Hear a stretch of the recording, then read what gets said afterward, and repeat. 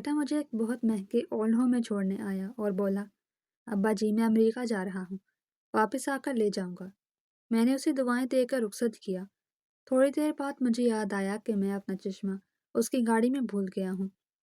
میں گیٹ کی طرف بھاگا تو دیکھا وہ پارکنگ میں کھڑا اپنی بہن سے ہنس کر کہہ رہا تھا، امریکہ کا تو بس بہانہ تھا، بڈھے کو یہاں قید کر دیا ہے، آج رات اولڈ ہوم کا انچارج اسے۔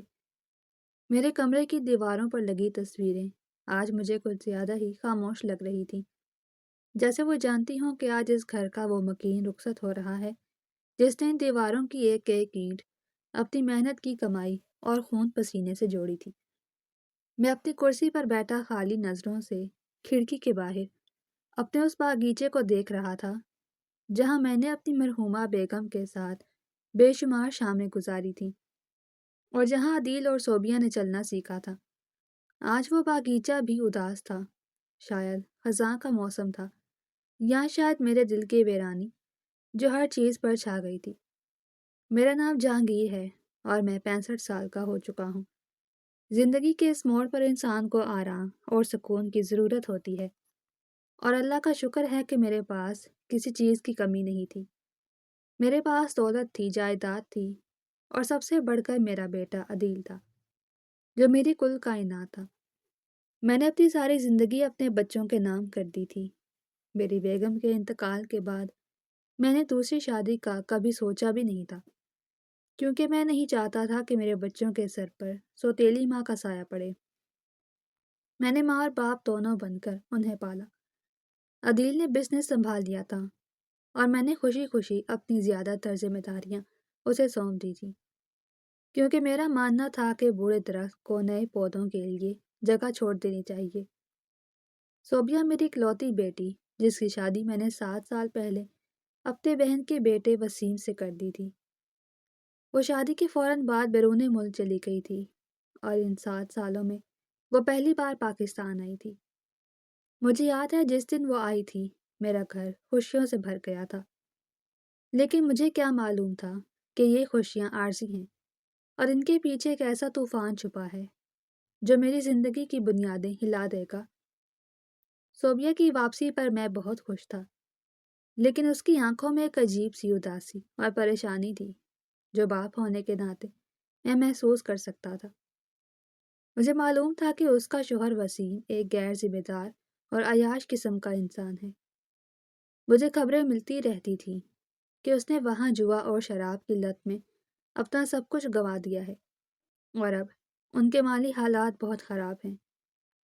صوبیہ نے مجھ سے کئی بار دبے لفظوں میں مدد کی بات کی تھی اور میں نے ہمیشہ اس کی مدد کی، لیکن پچھلے کچھ عرصے سے میں نے ہاتھ کھینچ لیا تھا، کیونکہ میں جانتا تھا کہ میرا دیا ہوا پیسہ صوبیہ پر نہیں بلکہ وسیم کی عیاشیوں پر خرچ ہو رہا ہے۔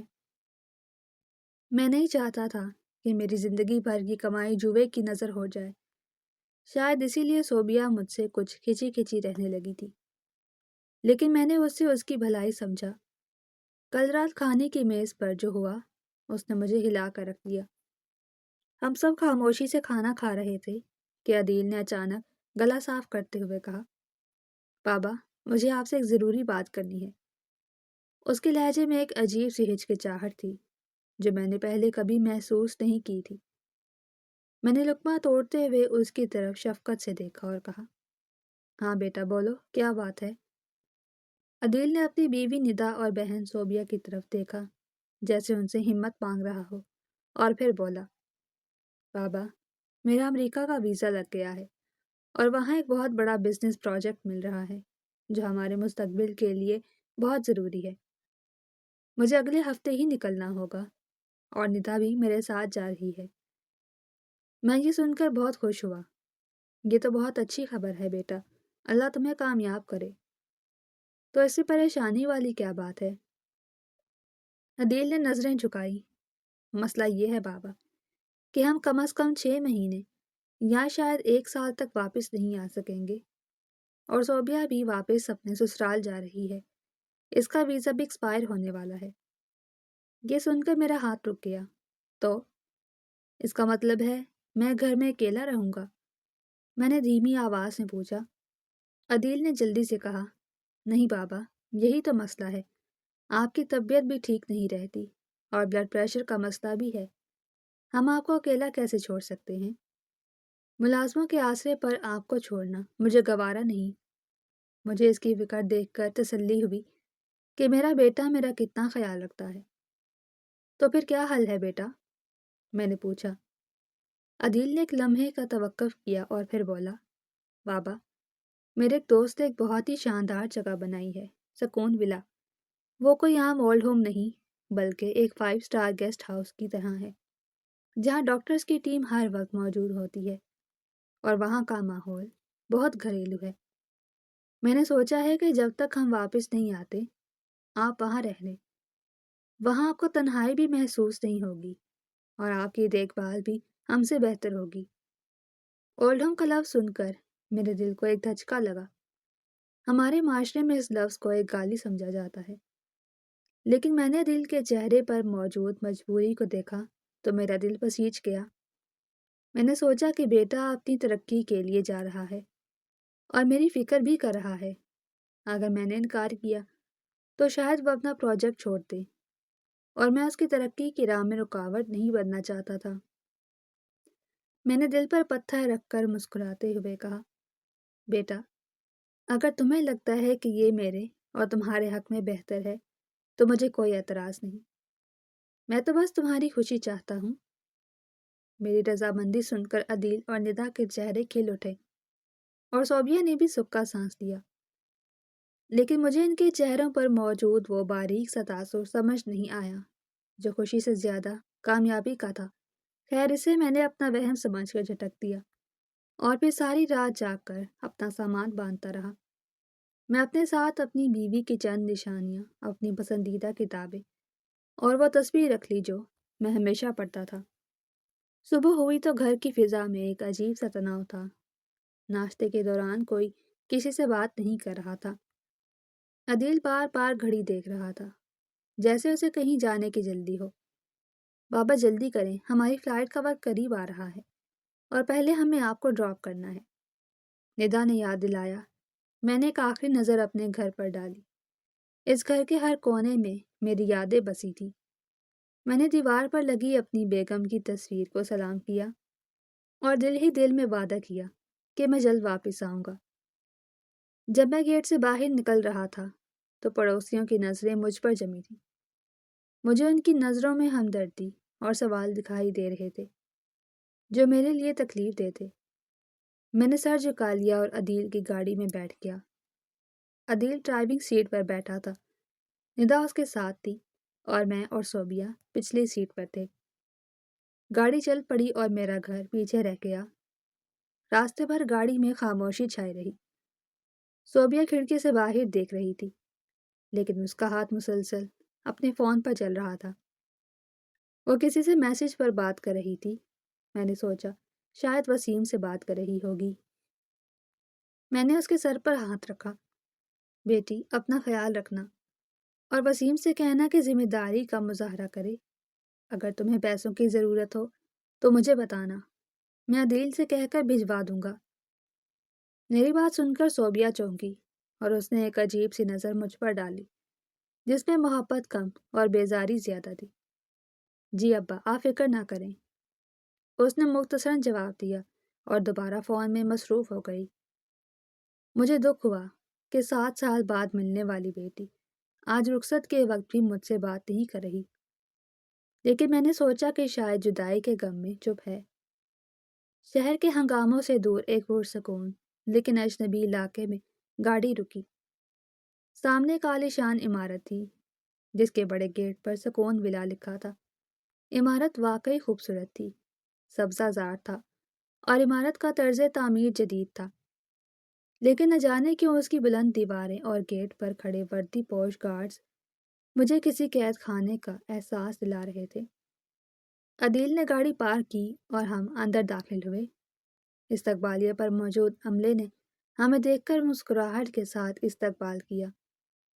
ایک خوش لباس ادھیڑ عمر شخص جس نے اپنا تعارف ڈاکٹر افتخار کے نام سے کرایا، وہ انچارج تھا۔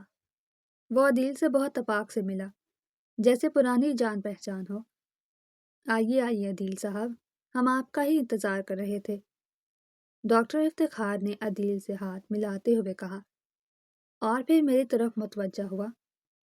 اور یہ ہیں ہمارے معزز مہمان جہانگیر صاحب، ماشاء اللہ بہت باروب شخصیت ہے آپ کی۔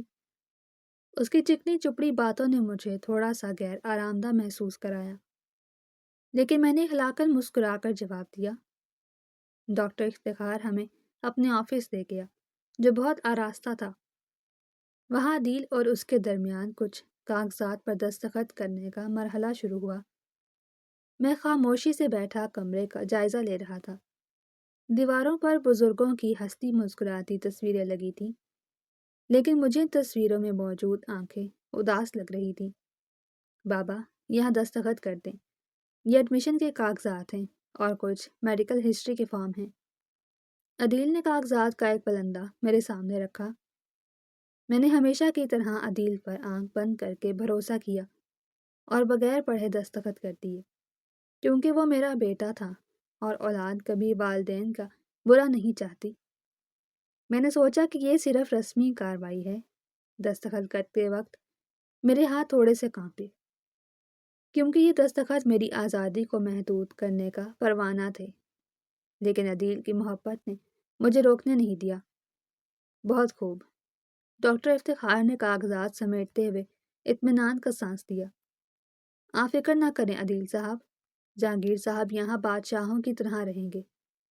ان کا کمرہ بالکل تیار ہے، VIP سویٹ نمبر 1۔ میں خود ان کی نگرانی کروں گا۔ پھر وہ وقت آیا جو کسی بھی باپ کے لیے قیامت سے کم نہیں ہوتا، رخصت کا وقت۔ عدیل کھڑا ہوا، اس نے مجھے گلے لگایا۔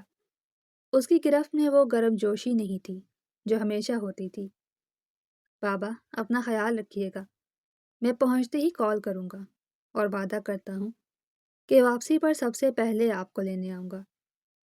اس کی آواز میں ایک لرزش تھی جسے میں نے اس کا دکھ سمجھا۔ ندا نے بھی رسمی سا سلام کیا، ابو جی دوائیاں وقت پر کھائیے گا۔ صوبیہ میرے گلے لگی تو میں اپنے آنسو روک نہ سکا۔ میری گڑیا، خوش رہنا۔ میں نے اسے دعائیں دی، وہ جلدی مجھ سے الگ ہو گئی۔ اس کی آنکھوں میں آنسو نہیں تھے، بلکہ ایک عجیب سی بےتابی تھی جانے کی۔ میں وہیں کھڑا انہیں جاتا دیکھتا رہا۔ وہ مڑے بغیر راہداری سے باہر نکل گئے۔ ڈاکٹر افتخار نے میرے کندھے پر ہاتھ رکھا۔ آئیے جہانگیر صاحب، میں آپ کو آپ کے کمرے میں لے چلتا ہوں، آپ تھک گئے ہوں گے۔ میں بوجھل قدموں کے ساتھ اس کے پیچھے چل پڑا۔ میرا کمرہ واقعی بہت شاندار، ہر آسائش موجود تھی، TV، فریج، نرم بستر اور کھڑکی سے نظر آتا باغ۔ لیکن یہ سب میرے لیے بے معنی تھا، کیونکہ میرا گھر اور میرے بچے مجھ سے چھین لیے گئے تھے۔ ڈاکٹر افتخار مجھے کمرے میں چھوڑ کر چلا گیا۔ آپ آرام کریں، شام کو میں راؤنڈ پر آؤں گا۔ دروازہ بند ہوتے ہی کمرے میں ہو کا عالم چھا گیا۔ میں بستر کے کنارے بیٹھ گیا۔ میرا دل ڈوب رہا تھا۔ مجھے اپنا گھر، اپنی کرسی، اپنی کتابیں شدت سے یاد آ رہی تھی۔ میں نے سوچا کہ وقت گزارنے کے لیے اخبار پڑھ لوں۔ میں نے جیب میں ہاتھ ڈالا تو مجھے احساس ہوا کہ میری جیب خالی ہے۔ میرا چشمہ، میں اپنا چشمہ عدیل کی گاڑی کے ڈیش بورڈ پر بھول گیا تھا۔ جب میں کاغذات پڑھنے کی کوشش کر رہا تھا تب میں نے اسے وہیں رکھ دیا تھا، اور اترتے وقت اٹھانا یاد نہ رہا۔ چشمے کے بغیر میں تقریباً اندھا تھا، نہ کچھ پڑھ سکتا تھا اور نہ ہی دور کا صاف دیکھ سکتا تھا۔ مجھے گھبراہٹ ہونے لگی کہ عدیل تو چلا جائے گا اور میں نئے چشمے کے لیے کسے کہوں گا۔ میں نے سوچا کہ ابھی تو وہ گئے ہیں، شاید پارکنگ میں ہوں یا گیٹ پر کاغذات جمع کروا رہے ہوں۔ مجھے فوراً جانا چاہیے۔ میں تیزی سے اٹھا اور دروازہ کھول کر باہر نکلا۔ راہداری میں کوئی نہیں تھا۔ میں اپنے اندازے سے مرکزی دروازے کی طرف بڑھا۔ میری نظر دھندلی تھی لیکن راستہ سیدھا تھا۔ گیٹ پر موجود گارڈ اپنی کرسی پر اونگھ رہا تھا، یا شاید کسی سے فون پر بات کرنے میں مصروف تھا۔ اس نے مجھے نکلتے ہوئے نوٹس نہیں کیا۔ میں گیٹ سے باہر پارکنگ ایریا کی طرف آیا۔ پارکنگ ایریا میں ابھی بھی عدیل کی گاڑی کھڑی تھی۔ میرا دل خوشی سے اچھل پڑا کہ شکر ہے وہ ابھی گئے نہیں۔ میں تیز قدموں سے گاڑی کی طرف بڑھا، لیکن جیسے جیسے میں قریب گیا میرے قدم سست ہوتے گئے۔ میں نے دیکھا کہ عدیل ڈرائیونگ سیٹ سے باہر کھڑا ہے اور صوبیہ اور ندا بھی گاڑی کے باہر ہی کھڑی ہیں۔ وہ تینوں آپس میں باتیں کر رہے تھے۔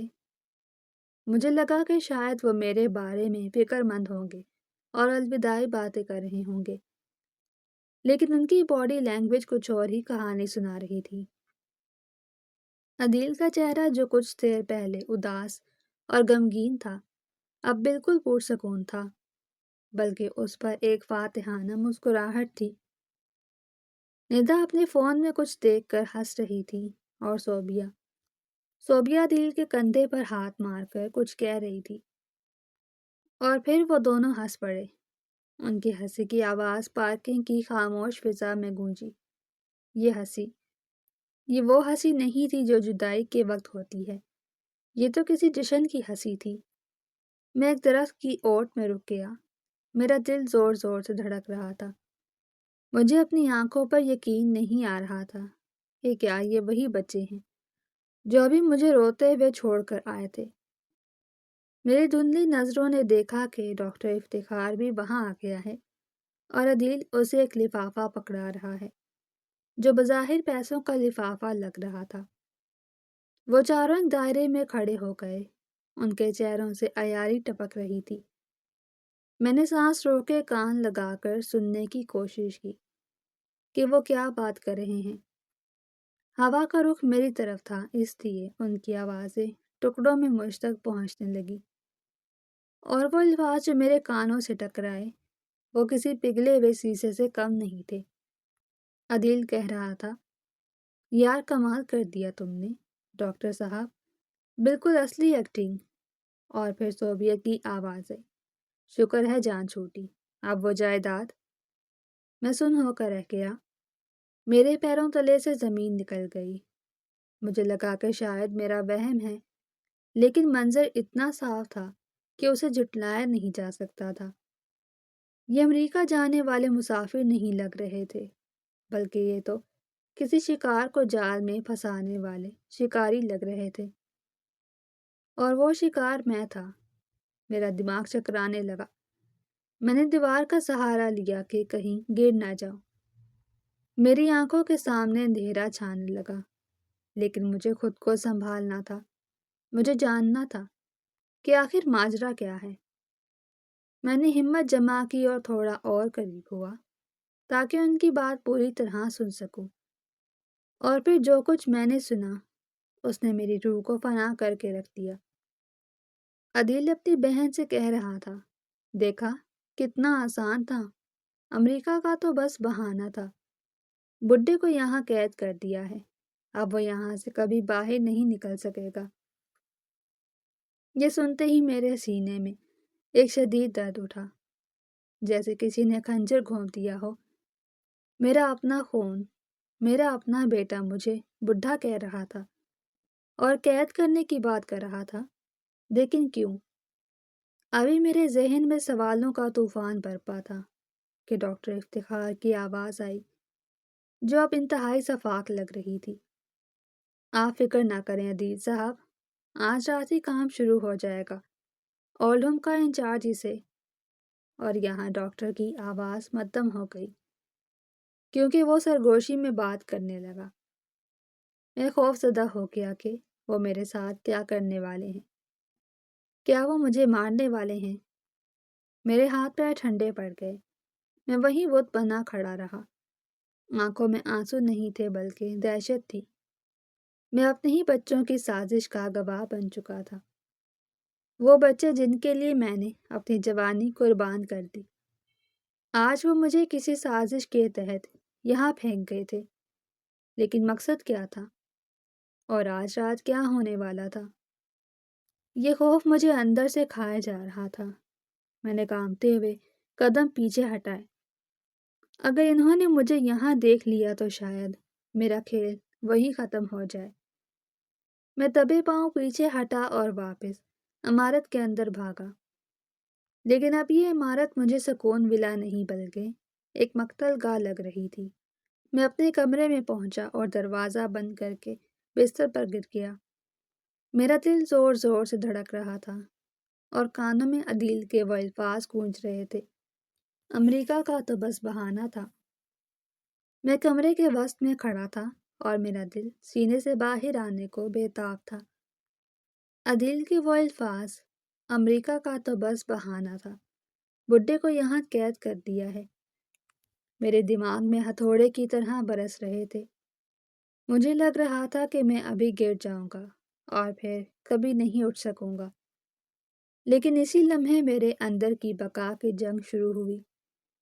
میں نے سوچا کہ اگر میں نے ابھی باہر جا کر شور مچایا یا دل سے لڑنے کی کوشش کی تو وہ مجھے یہیں پارکنگ میں دبوچ لیں گے، اور شاید ڈاکٹر افتخار مجھے زبردستی کوئی ٹیکا لگا کر بے ہوش کر دے، اور پھر وہ مجھے ہمیشہ کے لیے پاگل قرار دے، کیونکہ میرے پاس اس وقت ان کی سازش کا کوئی ثبوت نہیں تھا، سوائے میرے اپنے کانوں کے، اور پاگل خانے کے ڈاکٹر کے سامنے ایک بوڑھے پاگل کی گواہی کی کیا حیثیت ہوتی ہے، یہ میں بخوبی جانتا تھا۔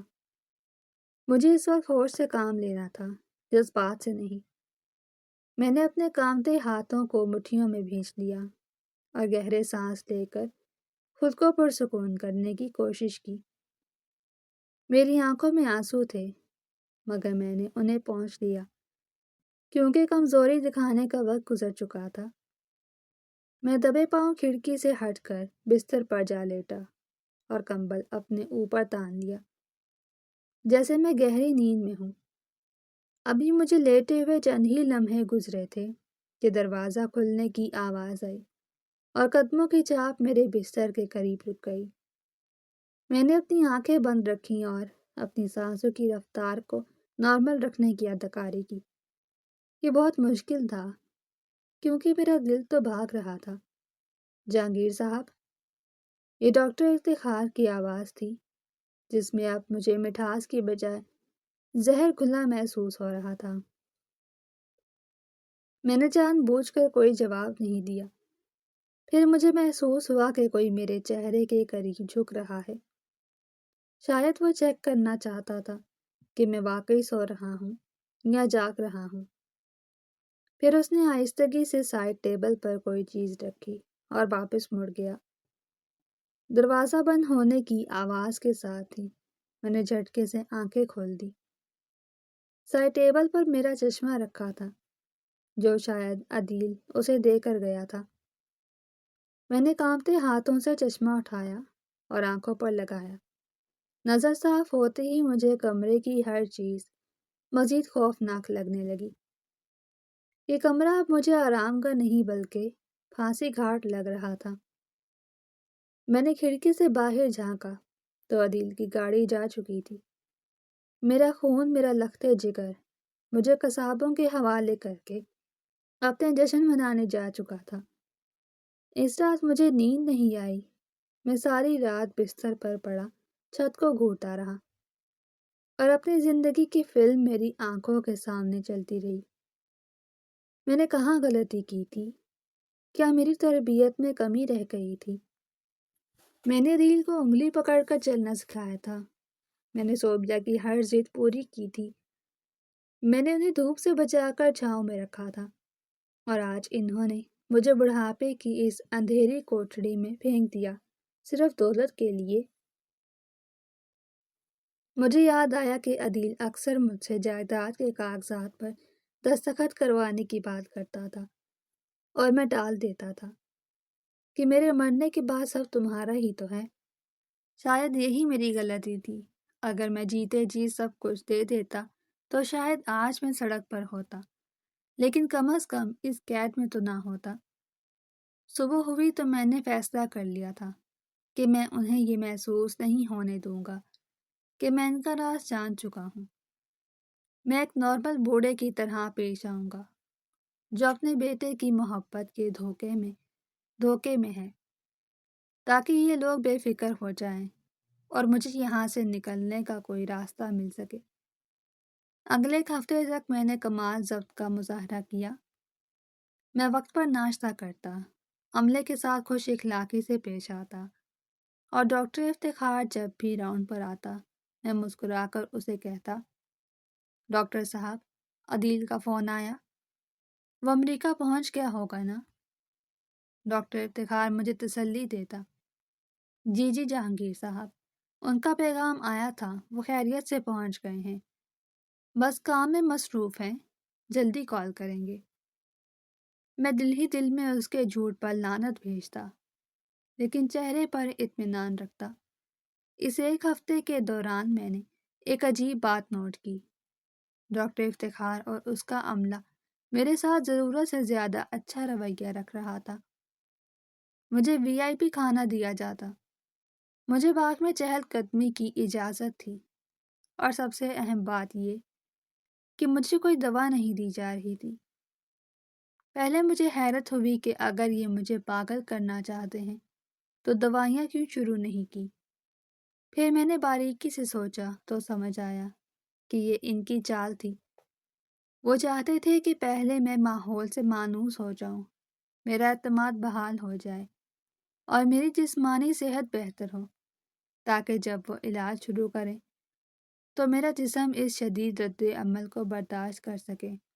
یا شاید وہ کسی خاص وقت کا انتظار کر رہے تھے، شاید کسی قانونی کاغذ کے تیار ہونے کا، تاکہ جب مجھے پاگل قرار دیا جائے تو سب کچھ دستاویزی طور پر مکمل ہو۔ یہ خاموشی طوفان سے پہلے کی خاموشی تھی، اور میں جانتا تھا کہ یہ مہلت زیادہ لمبی نہیں ہے۔ مجھے جلد از جلد کچھ کرنا تھا۔ میرا موبائل مجھ سے پہلے دن ہی یہ کہہ کر لے لیا گیا تھا کہ یہاں سگنلز کا مسئلہ ہے اور الیکٹرانک ڈیوائسز آرام میں خلل ڈالتی ہیں۔ لینڈ لائن فون استقبالیہ پر تھا، جہاں ہر وقت کوئی نہ کوئی موجود ہوتا۔ میں بیرونی دنیا سے مکمل کٹ چکا تھا، لیکن میری نظریں ہر وقت کسی موقع کی تلاش میں رہتی تھیں۔ میں نے نوٹ کیا کہ صبح سویرے ایک صفائی والا آتا ہے جو شکل سے تھوڑا سادہ اور غریب لگتا ہے۔ اس کا نام رحیمو تھا۔ وہ اکثر میرا کمرہ صاف کرتے ہوئے گنگناتا، اور اس کی جیب میں ایک پرانا سا کی پیڈ والا موبائل ابھرا ہوا نظر آتا تھا۔ یہ میری امید کی واحد کرن تھی۔ ایک دن جب ڈاکٹر افتخار کسی میٹنگ میں مصروف تھا اور باقی عملہ بھی ادھر ادھر تھا، میں نے رحیمو کو اپنے کمرے میں صفائی کرتے ہوئے پایا۔ میں نے دروازہ آہستہ سے بھڑکا دیا اور رحیمو کے پاس گیا۔ رحیمو بیٹا، کیسے ہو؟ میں نے شفقت سے پوچھا۔ رحیمو نے جھاڑو روک کر مسکرا کر سلام کیا۔ جی بابا، ٹھیک ہو، آپ سنائیں، طبیعت کیسی ہے؟ میں نے اس کے کندھے پر ہاتھ رکھا اور اپنی جیب سے وہ 1000 روپے کا نوٹ نکالا جو میں نے اپنی واسکٹ کی خفیہ جیب میں چھپا رکھا تھا۔ یہ نوٹ میں نے گھر سے نکلتے وقت ایمرجنسی کے لیے رکھا تھا، اور شکر ہے کہ تلاشی کے دوران یہ ان کی نظر سے بچ گیا تھا۔ رحیمو کی نظر نوٹ پر پڑی تو اس کی آنکھیں چمک اٹھیں۔ یہ کیا ہے بابا جی؟ اس نے حیرت سے پوچھا۔ میں نے اس کے کان میں سرگوشی کی۔ رحیمو بیٹا، مجھے تمہاری مدد چاہیے۔ دیکھو، میرے بیٹے کو گئے ہوئے ایک ہفتہ ہو گیا ہے۔ میرا دل بہت گھبرا رہا ہے، میں بس اس کی آواز سننا چاہتا ہوں۔ ڈاکٹر صاحب کہتے ہیں کہ فون خراب ہے۔ کیا تم مجھے صرف ایک کال کرنے کے لیے اپنا فون دے سکتے ہو؟ یہ 1000 روپے تمہارے ہیں، بس 2 منٹ کے لیے۔ رحیمو پہلے ہچکچایا، وہ ڈر رہا تھا۔ بابا جی، اگر صاحب کو پتہ چل گیا تو وہ میری نوکری کھا جائیں گے۔ مجھے منع کیا گیا ہے کہ مریضوں کو فون نہیں دینا۔ میں نے اپنی آواز میں مزید درد پیدا کیا اور تھوڑا سا ڈرامہ بھی کیا۔ ارے بیٹا، کون بتائے کون ہے؟ ہم دونوں کے علاوہ کسی کو پتہ نہیں چلے گا۔ ایک باپ کا دل تڑپ رہا ہے۔ کیا تم ایک باپ کی دعا نہیں لینا چاہتے؟ اور یہ پیسے رکھ لو، تمہارے کام آئیں گے۔ پیسے کی لالچ اور میری جذباتی باتوں نے کام کر دکھایا۔ رحیمو نے ادھر ادھر دیکھا اور پھر جلدی سے اپنی جیب سے وہ پرانا سا موبائل نکال کر میرے ہاتھ میں تھما دیا۔ جلدی کرنا بابا جی، کوئی آ نہ جائے۔ اس نے سرگوشی کی۔ میرے ہاتھ کانپ رہے تھے۔ میں نے فون لیا اور جلدی سے نمبر ڈائل کرنے لگا۔ مجھے عدیل کا نمبر نہیں ملانا تھا کیونکہ وہ تو میرا دشمن بن چکا تھا۔ مجھے وہ نمبر ملانا تھا جو میرے حافظے میں محفوظ تھا، میرے بچپن کے دوست اور ریٹائرڈ پولیس انسپکٹر نواز کا۔ نواز میرا وہ دوست تھا جس پر میں آنکھ بند کر کے بھروسہ کر سکتا تھا اور جو پولیس کے محکمے کی رگ رگ سے واقف تھا۔ گھنٹی جا رہی تھی، میرا دل ہر بیل کے ساتھ زور سے دھڑکتا۔ اٹھا لے یار نواز، اٹھا لے۔ میں دل ہی دل میں دعا مانگ رہا تھا۔ تیسری گھنٹی پر دوسری طرف سے بھاری آواز آئی۔ ہیلو، کون؟ نواز کی آواز سن کر میرے حلق میں آنسوؤں کا گولا اٹک گیا۔ نواز، میں ہوں، جہانگیر۔ میں نے بمشکل کہا۔ جہانگیر؟ ارے یار تم کہاں ہو؟ تمہارا نمبر بن جا رہا ہے۔ میں نے عدیل کو فون کیا تو اس نے کہا تم شمالی علاقہ جات گئے ہو سیر کرنے۔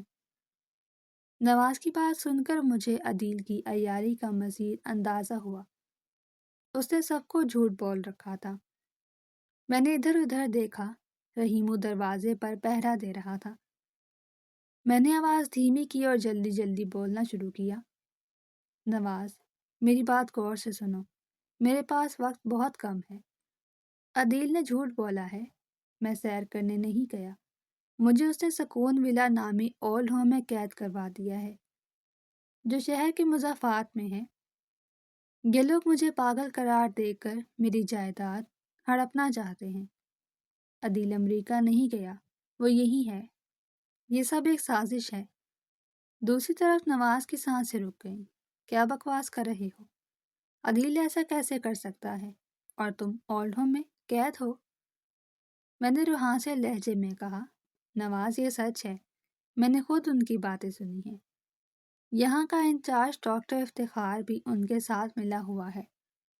وہ مجھے کوئی دوائیاں دے کر میرا دماغی توازن خراب کرنا چاہتے ہیں۔ ابھی تک انہوں نے کچھ نہیں کیا، لیکن مجھے خطرہ ہے کہ وہ جلدی کچھ کریں گے۔ خدا کے لیے مجھے یہاں سے نکالو، ورنہ میں مارا جاؤں گا یا واقعی پاگل ہو جاؤں گا۔ نواز کی پولیس والی حس فوراً جاگ گئی۔ اس کی آواز میں اب سنجیدگی اور غصہ تھا۔ جہانگیر، تم گھبراؤ مت، ہمت رکھو۔ میں ابھی حاضر سروس تو نہیں ہوں، لیکن میرے تعلقات ابھی بھی بہت مضبوط ہیں۔ میں آج ہی ایس پی سے بات کرتا ہوں اور کچھ نہ کچھ کرتا ہوں۔ تم بس انہیں یہ شک مت ہونے دینا کہ تمہارا رابطہ باہر ہو گیا ہے، ورنہ وہ چوکنے ہو جائیں گے۔ میں وعدہ کرتا ہوں میرے دوست، میں تمہیں وہاں سے نکال دوں گا۔ نواز کے الفاظ نے میرے اندر زندگی کی لہر دوڑا دی۔ جلدی کرنا نواز، مجھے لگتا ہے میرے پاس وقت کم ہے، میں نے کہا، اور اسی لمحے رحیمو نے اشارہ کیا کہ کوئی آ رہا ہے۔ میں نے فوراً خدا حافظ کہہ کر فون کاٹا اور رحیمو کے ہاتھ میں دے دیا۔ رحیمو نے فون جیب میں ڈالا اور جھاڑو لگانے کی ایکٹنگ کرنے لگا۔ اتنے میں ایک وارڈ بوائے اندر داخل ہوا۔ جہانگیر صاحب، ڈاکٹر صاحب بلا رہے ہیں چیک اپ کے لیے۔ اس نے مشکوک نظروں سے رحیمو کو دیکھا اور پھر مجھے۔ میں نے مسکرا کر کہا، چلو بیٹا، میں بس تیار ہی تھا۔ میرا دل مطمئن تھا کہ میرا پیغام پہنچ گیا ہے، لیکن خوف ابھی بھی موجود تھا، کیونکہ نواز کو کارروائی کرنے میں وقت لگ سکتا تھا اور دشمن میرے سر پر سوار تھا۔ شام ہوتے ہی اولڈ ہوم کا ماحول بدلنے لگا۔ عام طور پر شام کو روشنیاں جل جاتی اور ہلکی موسیقی چلتی تھی، لیکن آج خاموشی گہری تھی اور عملے کی بھاگ دوڑ میں تیزی تھی۔ مجھے اپنے کمرے میں بند کر دیا گیا تھا اور باہر سے کنڈی لگا دی گئی۔ ایسا پہلے کبھی نہیں ہوا تھا۔ میرا ماتھا ٹھنکا کہ ضرور کچھ گڑبڑ ہے۔ رات کے 10 بجے کا وقت ہوگا جب دروازہ کھلا اور ڈاکٹر افتخار اپنی پوری ٹیم کے ساتھ اندر داخل ہوا۔ اس کے ساتھ 2 مضبوط جسم والے وارڈ بوائے اور ایک نرس تھی، جس کے ہاتھ میں ایک سٹیل کی ٹرے تھی اور اس ٹرے میں انجیکشنز رکھے تھے۔ ڈاکٹر افتخار کے چہرے پر اب وہ مصنوعی مسکراہٹ نہیں تھی، بلکہ ایک سنجیدہ اور حاکمانہ تاثر تھا۔ جہانگیر صاحب، آپ جاگ رہے ہیں؟ اچھا ہے، اس نے سپاٹ لہجے میں کہا۔ میں بستر سے اٹھ کر کھڑا ہوا۔ کیا ہوا ڈاکٹر صاحب؟ اتنی رات گئے، خیریت تو ہے؟ اور یہ سب کیا ہے؟ میں نے ٹرے کی طرف اشارہ کیا جس میں پڑے انجیکشن کی شیشی پیلی روشنی میں چمک رہی تھی۔ ڈاکٹر افتخار نے ایک قدم آگے بڑھایا۔ دراصل جہانگیر صاحب، شہر میں ایک بہت خطرناک وائرس پھیل گیا ہے جو خاص طور پر بزرگوں کو نشانہ بنا رہا ہے۔ حکومت کی طرف سے سخت احکامات آئے ہیں کہ تمام اولڈ ہومز کے مکینوں کو فوراً ویکسین لگائی جائے تاکہ وہ محفوظ رہیں۔ یہ آپ کی بھلائی کے لیے ہے۔ اس کا جھوٹ اتنا واضح تھا کہ کوئی بھی سمجھ سکتا تھا۔ وائرس، اور وہ بھی اچانک رات کو، اور صرف بزرگوں کے لیے۔ مجھے فوراً عدیل کی وہ بات یاد آئی۔ آج رات اولڈ ہوم کا انچارج اسے، تو یہ تھی وہ رات، اور یہ تھا وہ ہتھیار جس کے ذریعے وہ مجھے پاگل پن کا سرٹیفکیٹ دینے والے تھے۔ میں سمجھ گیا کہ اس انجیکشن میں ویکسین نہیں بلکہ وہ زہر ہے جو میرے اعصاب کو تباہ کر دے گا، میری یادداشت چھین لے گا یا مجھے پرتشدد بنا دے گا، تاکہ یہ ثابت کیا جا سکے کہ میں ذہنی مریض ہوں۔ میں پیچھے ہٹا۔ ڈاکٹر صاحب، مجھے کوئی وائرس نہیں ہے اور میں بالکل ٹھیک ہوں۔ مجھے کسی ویکسین کی ضرورت نہیں۔ میں صبح اپنی فیملی ڈاکٹر سے مشورہ کر کے لگوا لوں گا۔ میں نے سختی سے انکار کیا۔ ڈاکٹر افتخار کے ماتھے پر بل پڑ گئے۔ جہانگیر صاحب، بچوں والی باتیں مت کریں۔ یہ ایمرجنسی ہے، ہم صبح کا انتظار نہیں کر سکتے، اور عدیل صاحب نے ہمیں اجازت دی ہے کہ آپ کی صحت کا ہر ممکن خیال رکھا جائے۔ یہ انہی کے کہنے پر ہو رہا ہے۔ عدیل کا نام سن کر مجھے اور غصہ آیا۔ نہیں، میں ہرگز نہیں لگواؤں گا۔ آپ زبردستی نہیں کر سکتے۔ میں دیوار کے ساتھ لگ گیا۔ ڈاکٹر افتخار نے وارڈ بوائز کو اشارہ کیا۔ پکڑو انہیں، مریض تعاون نہیں کر رہا، اور ان کی بہتری کے لیے ہمیں سختی کرنی پڑے گی۔ یہ جملہ اس نے شاید اپنے عملے کو مطمئن کرنے کے لیے بولا تھا۔ دونوں وارڈ بوائے میری طرف بڑھے۔ میں بوڑھا ضرور تھا لیکن اپنی جان بچانے کے لیے مجھ میں شیر جیسی طاقت آ گئی۔ میں نے قریب پڑی کرسی اٹھا کر ان کی طرف پھینکی۔ خبردار، اگر کوئی میرے قریب آیا، میں پولیس کو بلا لوں گا۔ میں چلایا لیکن وہ رکے نہیں۔ ایک نے آگے بڑھ کر میرے ہاتھ مروڑ دیے اور دوسرے نے مجھے پیچھے سے جکڑ لیا۔ میں نے مزاحمت کی، ٹانگیں چلائیں، لیکن وہ نوجوان اور طاقتور تھے۔ انہوں نے مجھے گھسیڑ کر بستر پر گرا دیا اور میرے ہاتھ پاؤں دبوچ لیے۔ چھوڑو مجھے، تم لوگ قاتل ہو، خدا کا خوف کرو۔ میں چیخ رہا تھا، میری سانس پھول رہی تھی۔ ڈاکٹر افتخار نرس کی طرف مڑا۔ جلدی کرو سسٹر، اس سے پہلے کہ مزید ہنگامہ کرے، انجیکشن تیار کرو۔ نرس نے کانپتے ہاتھوں سے سرنج میں دوا بھری، وہ دوا جو پیلے رنگ کی تھی اور موت کی طرح دکھائی دے رہی تھی۔ میں بے بسی سے چھت کو دیکھ رہا تھا۔ میرے ہاتھ پیر جکڑے ہوئے تھے اور ڈاکٹر میرے قریب آ رہا تھا۔ اس کے ہاتھ میں سرنج تھی۔ بس 1 منٹ جہانگیر صاحب، پھر آپ کو بہت سکون ملے گا، گہری نیند آئے گی، اور جب آپ اٹھیں گے تو آپ کو کچھ یاد نہیں رہے گا، نہ غم نہ دھوکہ۔ اس نے سرگوشی کی تاکہ صرف میں سن سکوں۔ یہ اس کا اعتراف جرم تھا۔ وہ مجھے بتا رہا تھا کہ وہ مجھے ختم کرنے والا ہے۔ میں نے آنکھیں بند کر لیں اور دل ہی دل میں اللہ کو پکارا، یا اللہ میری مدد کر، نواز نے وعدہ کیا تھا، وہ کیوں نہیں آیا؟ سرنج کی سوئی میرے جلد کے بالکل قریب پہنچ چکی تھی۔ میں اس کی ٹھنڈک محسوس کر سکتا تھا۔ مجھے لگا کہ اب سب ختم ہو گیا ہے۔ اب میں اپنی باقی زندگی ایک زندہ لاش بن کر گزاروں گا جو اپنے بچوں کو پہچان بھی نہیں سکے گی۔ اچانک، بالکل اسی لمحے جب سوئی میرے بازو کو چھونے والی تھی، باہر سے ایک تیز اور بلند آواز آئی۔ یہ سائرن کی آواز تھی، پولیس سائرن کی آواز جو رات کے سناٹے کو چیرتی ہوئی آ رہی تھی، اور یہ آواز دور نہیں تھی بلکہ بالکل عمارت کے گیٹ کے باہر تھی اور بہت قریب آ رہی تھی۔ ڈاکٹر افتخار کا ہاتھ رک گیا، اس کے چہرے کا رنگ فاق ہو گیا۔ یہ کیا ہے؟ اس نے گھبرا کر کھڑکی کی طرف دیکھا۔ وارڈ بوائے کی گرفت بھی ڈھیلی پڑ گئی۔ سائرن کی آواز کے ساتھ ہی لاؤڈ سپیکر پر گونجتی ہوئی ایک بھاری آواز آئی، پولیس، عمارت کو گھیرے میں لے لیا گیا ہے، دروازہ کھولے ورنہ ہم توڑ دیں گے۔ یہ نواز کی آواز تھی، میرے دوست کی آواز، جو میرے لیے فرشتے کی آواز بن کر آئی تھی۔ ڈاکٹر افتخار کے ہاتھ سے سرنج چھوٹ کر زمین پر گر گئی اور شیشے کی کیچیاں بکھر گئیں۔ اس کی آنکھوں میں وہ خوف تھا جو شکاری کی آنکھوں میں تب آتا ہے جب وہ خود شکار بن جاتا ہے۔ میں نے ایک زوردار جھٹکا دیا اور اپنے ہاتھ چھڑا لیے۔ تمہارا کھیل ختم ڈاکٹر، میں نے ہانپتے ہوئے کہا۔ باہر اب شور شرابہ بڑھ گیا تھا۔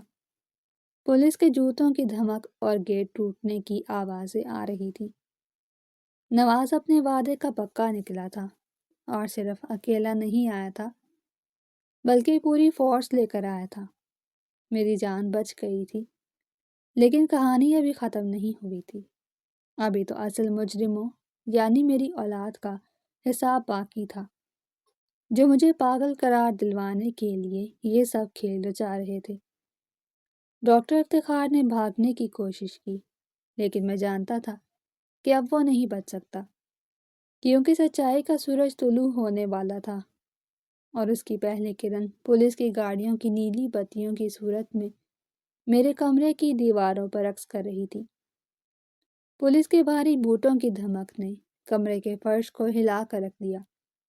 ڈاکٹر افتخار، جو کچھ لمحے پہلے میری موت کا فرشتہ بنا کھڑا تھا، اب ایک بھیگی بلی کی طرح کونے میں دبکا ہوا تھا۔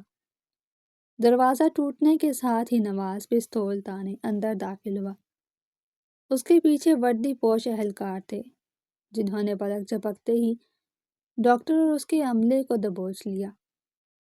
نواز نے ایک نظر مجھے دیکھا اور پھر ڈاکٹر افتخار کی طرف بڑھا اور ایک زوردار تھپڑ اس کے منہ پر رسید کیا، جس کی گونج نے میرے دل کو ایک عجیب سا سکون دیا۔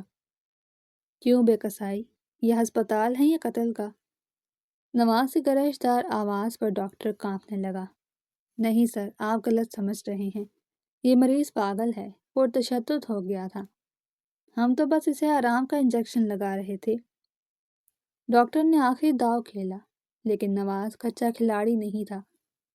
اس نے زمین پر گری ہوئی ٹوٹی سرنج کی طرف اشارہ کیا اور ایک کانسٹیبل کو حکم دیا، اسے سیل بند لفافے میں ڈالو اور فورینسک کے لیے بھیجو۔ رپورٹ بتائے گی کہ یہ آرام کی دوا تھی یا دماغ کو ہمیشہ کے لیے سلا دینے والا زہر۔ پھر نواز میری طرف آیا، اس نے مجھے گلے لگایا۔ میری آنکھوں سے بے اختیار آنسو جاری ہو گئے۔ یہ خوشی کے آنسو نہیں تھے، بلکہ اس اذیت کے نکلنے کا راستہ تھے جو میں نے ایک ہفتے سے اپنے سینے میں دبا رکھی تھی۔ شکر ہے یار، تم وقت پر آ گئے، ورنہ یہ آج میرا کام تمام کر چکے تھے، میں نے روندی ہوئی آواز میں کہا۔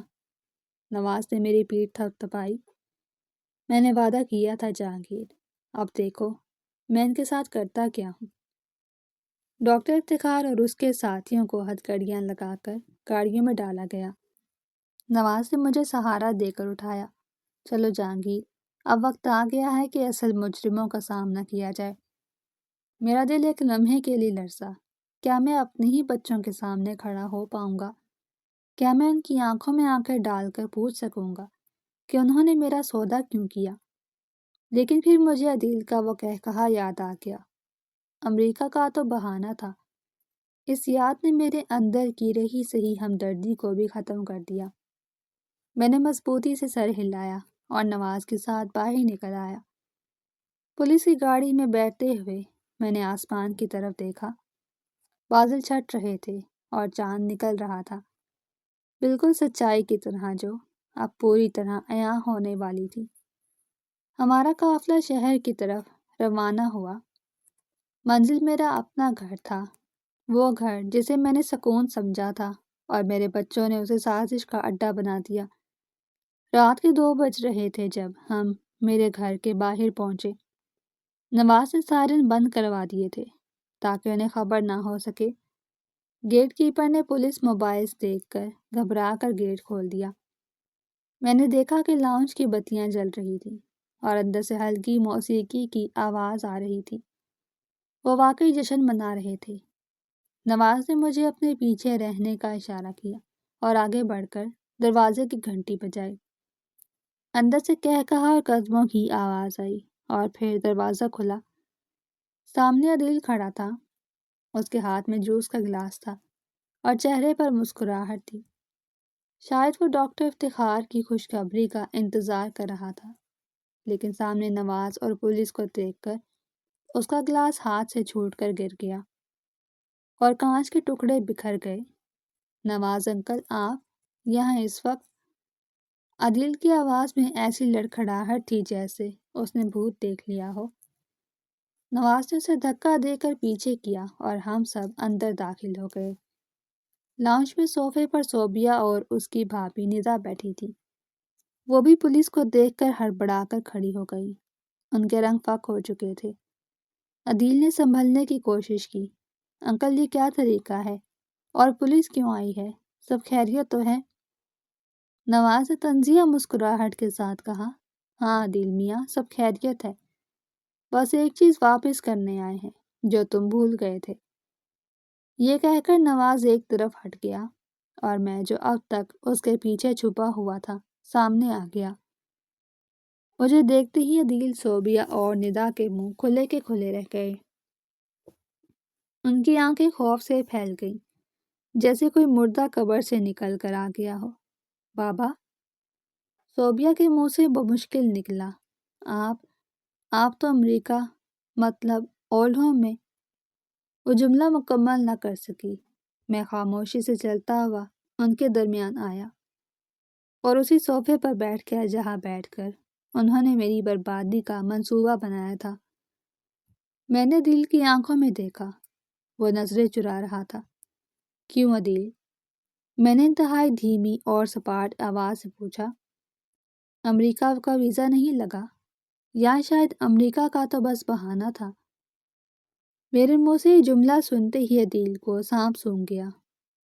وہ سمجھ گیا کہ میں نے سب سن لیا تھا۔ ندا خوف سے رونے لگی اور صوبیہ دیوار کے ساتھ لگ گئی۔ بابا، آپ غلط سمجھ رہے ہیں، ہم تو بس… عدیل نے بہانہ بنانے کی کوشش کی، لیکن میں نے ہاتھ اٹھا کر اسے خاموش کر دیا۔ بس ایک لفظ مزید مت بولنا۔ میں نے اپنی آنکھوں سے تمہیں ڈاکٹر افتخار کو پیسے دیتے دیکھا ہے۔ میں نے اپنے کانوں سے تمہیں مجھے بڈھا اور قید کہتے سنا ہے، اور میں جانتا ہوں کہ آج رات تم مجھے پاگل پن کا سرٹیفکیٹ دلوانے والے تھے تاکہ میری جائیداد ہڑپ سکو۔ کمرے میں موت کا سناٹا چھا گیا۔ اب جھوٹ کی کوئی گنجائش نہیں بچی تھی۔ صوبیہ اچانک آگے بڑھی اور میرے قدموں میں گر گئی۔ وہ پھوٹ پھوٹ کر رونے لگی۔ بابا، مجھے معاف کر دیں، میں بہک گئی تھی، میں مجبور تھی۔ وسیم نے مجھ پر بہت دباؤ ڈالا تھا۔ اس نے جوا کھیلا اور ہار گیا۔ ان لوگوں نے ہمارا گھر ضبط کر لیا ہے۔ وہ مجھے مارنے کی دھمکیاں دے رہے تھے۔ مجھے پیسوں کی اشد ضرورت تھی، اور عدیل بھائی نے کہا کہ اگر ہم آپ کو ذہنی مریض ثابت کر دیں تو پاور آف اٹارنی ہمیں مل جائے گی اور ہم جائیداد بیچ سکیں گے۔ صوبیہ نے سارا کچا چٹھا کھول دیا۔ عدیل نے غصے سے صوبیہ کو دیکھا۔ چپ ہو جا بے وقوف لڑکی۔ لیکن اب بہت دیر ہو چکی تھی۔ تو یہ تھی کہانی، میں نے تلخی سے کہا۔ تمہارے شوہر کی عیاشیوں کی قیمت میرا دماغ اور میری جان دے کر چکائی جانی تھی، اور تم عدیل، تمہارے پاس کیا کمی تھی؟ میں نے تو بزنس تمہارے حوالے کر دیا تھا۔ عدیل اب دفاعی انداز چھوڑ کر جارحانہ ہو گیا۔ شاید اسے لگا کہ اب چھپانے کا فائدہ نہیں۔ کون سا بزنس بابا؟ وہ چیخا۔ وہ بزنس جس کی ہر چیک بک پر سائن آپ کے ہوتے تھے، جس کا ہر بڑا فیصلہ آپ کرتے تھے۔ میں صرف نام کا مالک تھا، اصل طاقت آپ کے پاس تھی، اور آپ جائیداد میرے نام کرنے کا نام نہیں لیتے تھے۔ مجھے اپنا حصہ چاہیے تھا، اور ندا چاہتی تھی کہ ہم آزاد زندگی گزاریں، آپ کی روک ٹوک کے بغیر۔ اس کی باتیں سن کر مجھے لگا کہ میں نے سانپ پالے تھے۔ تم نے مجھ سے مانگا کیوں نہیں عدیل؟ میں نے افسوس سے کہا۔ اگر تم کہتے کہ تمہیں آزادی چاہیے تو میں خود اولڈ ہوم چلا جاتا اپنی مرضی سے، لیکن تم نے دھوکہ دیا، تم نے میری پیٹھ میں چھرا گھونپا۔ نواز نے آگے بڑھ کر عدیل کے ہاتھوں میں ہتھ کڑی لگا دی۔ بہت ہو گیا ڈرامہ، تم تینوں پر اقدام قتل، اغوا اور سازش کے مقدمات درج ہوں گے۔ ڈاکٹر افتخار نے تھانے میں سب اگل دیا۔ اس نے اعتراف کر لیا ہے کہ تم نے اسے 50 لاکھ روپے دیے تھے جہانگیر کو پاگل کرنے کے لیے۔ ہتھکڑی لگتے ہی عدیل کا غرور خاک میں مل گیا۔ وہ گڑ گڑانے لگا۔ نواز انکل پلیز بابا کو سمجھائیں، یہ خاندانی معاملہ ہے، عزت خراب ہو جائے گی۔ بابا میں آپ کا بیٹا ہوں۔ میں نے اٹھ کر اس کے قریب جا کر اس کی آنکھوں میں دیکھا۔ بیٹا؟ نہیں، میرا بیٹا عدیل تو اسی دن مر گیا تھا جس دن اس نے مجھے اولڈ ہوم کے گیٹ پر چھوڑ کر کہا لگایا تھا، تم صرف ایک مجرم ہو۔ میں نے الماری کی طرف اشارہ کیا۔ تمہیں جائیداد چاہیے تھی نا؟ تمہیں لگتا تھا کہ اگر میں پاگل ہو جاؤں گا تو سب تمہارا ہو جائے گا؟ میں نے الماری سے ایک فائل نکالی جو میں نے وہاں رکھی ہوئی تھی۔ تم لوگ شاید بھول گئے تھے کہ میں بزنس مین ہوں اور میں کچی گولیاں نہیں کھیلتا۔ جب تم نے امریکہ جانے کا ڈرامہ رچایا تھا تو مجھے شک تو نہیں تھا، لیکن احتیاطاً میں نے اپنے وکیل کو بلا کر ایک وصیت تیار کروائی تھی کہ اگر مجھے کچھ ہو جائے یا میں غائب ہو جاؤں تو میری ساری جائیداد، سارا بزنس اور بینک بیلنس فوری طور پر یتیم خانے ٹرسٹ کو منتقل ہو جائے۔ یہ سنتے ہی عدیل اور صوبیہ کے چہروں پر ہوائیاں اڑنے لگی۔ وہ جس دولت کے لیے باپ کو پاگل کر رہے تھے وہ تو پہلے ہی ان کے ہاتھ سے نکل چکی تھی۔ اور سنو، میں نے بات جاری رکھی، آج صبح جب میں اولڈ ہوم سے نکلا تو میں نے سب سے پہلے اپنے وکیل کو فون کیا تھا، اور اب میں نے وہ وصیت بدل دی ہے۔ اب مجھے مرنے کی ضرورت نہیں ہے۔ میں اپنی زندگی میں ہی اپنی ساری جائیداد اس ٹرسٹ کے نام کر رہا ہوں، سوائے اس گھر کے جو میں اس اولڈ ہوم کو وقف کر رہا ہوں، جہاں سے میں بچ کر آیا ہوں، تاکہ وہاں رہنے والے بزرگوں کو وہ اذیت نہ سہنی پڑے جو میں نے سہی۔ ندا چیخ پڑی، تو ہم کہاں جائیں گے؟ ہم سڑک پر آ جائیں گے، میں نے سرد لہجے میں کہا۔ وہی سڑک جو تم نے میرے لیے چنی تھی، فرق صرف اتنا ہے کہ میرے سر پر اللہ کا سایہ تھا اور تمہارے سر پر تمہارے گناہوں کا بوجھ ہوگا۔